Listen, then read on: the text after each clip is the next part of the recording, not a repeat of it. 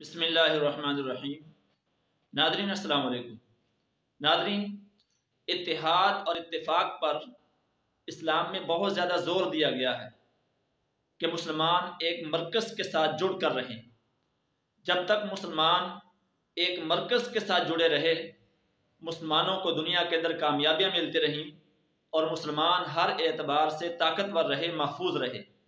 لیکن جب مسلمان مرکز سے ٹوٹ گئے، مرکز سے مسلمان علیحدہ ہو گئے اور وحدت نہ رہی، تو مسلمانوں کا شیرازہ بکھر گیا اور مسلمان غیر محفوظ ہو گئے۔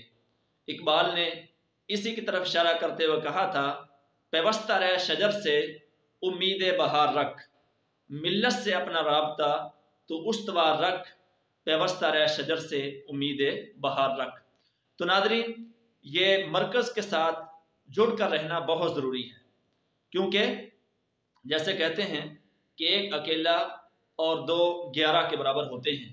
تو مطلب یہ ہے کہ جب بہت سارے مسلمان، پوری دنیا کے مسلمان آپس میں متحد ہو جائیں گے، متفق ہو جائیں گے اور اپنے مشترکہ دشمن کو پہچان لیں گے، تو سب مسلمانوں کی مشترکہ طاقت مشترکہ دشمن کو شکست دے سکتی ہے۔ لیکن اگر پوری دنیا کے مسلمان، چاہے وہ اربوں کی تعداد میں ہوں، چاہے وہ کھربوں کی تعداد میں ہوں، تو وہ جب تک متحد نہیں ہوں گے، جب تک متفق نہیں ہوں گے، وہ اپنے دشمن کو کبھی بھی شکست نہیں دے سکتے، بلکہ دشمن ان کو علیحدہ علیحدہ شکست دیتا رہے گا۔ اور اقبال نے اسی کی طرف اشارہ کرتے ہوئے اس شعر میں بھی کہا ہے کہ موج دریا میں ہے، بیرون دریا کچھ نہیں، فرد قائم ربط ملت سے ہے، تنہا کچھ نہیں۔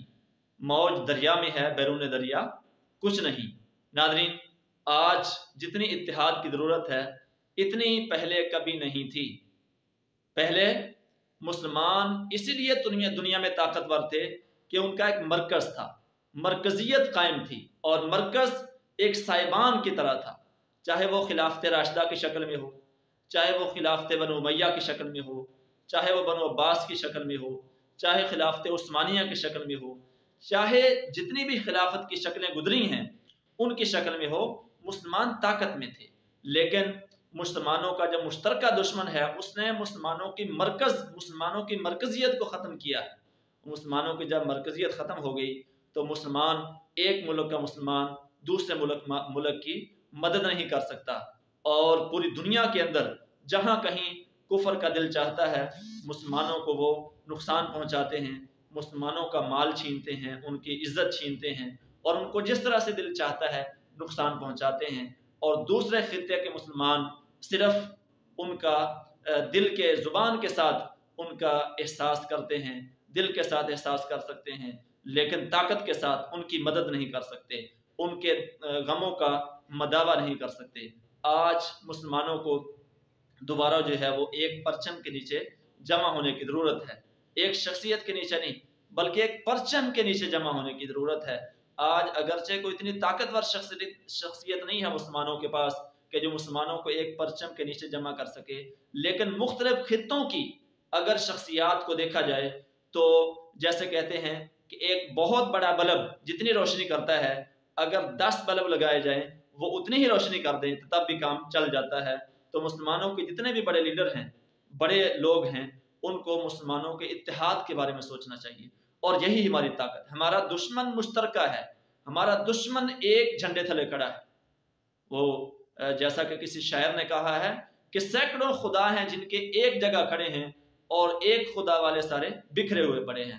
تو مسلمان ان کو مل کر رہنا چاہیے، اور جب مسلمان منتشر ہو جاتے ہیں تو ان کی حالت ایسے ہی ہوتی ہے جیسے کہ کٹی ہوئی پتنگ کی ہوتی ہے۔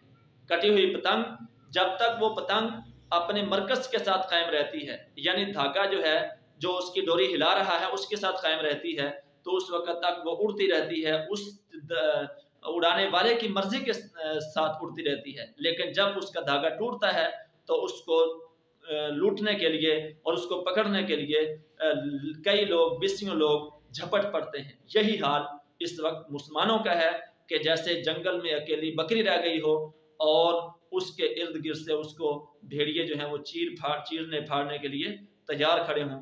اللہ تعالیٰ مسلمانوں کی حالت زار پر رحم فرمائے، اور مسلمانوں کو مرکز کے ساتھ جڑنے کی اور مسلمانوں کو جو ہے وہ اتحاد کی اور اتفاق کی توفیق عطا فرمائے۔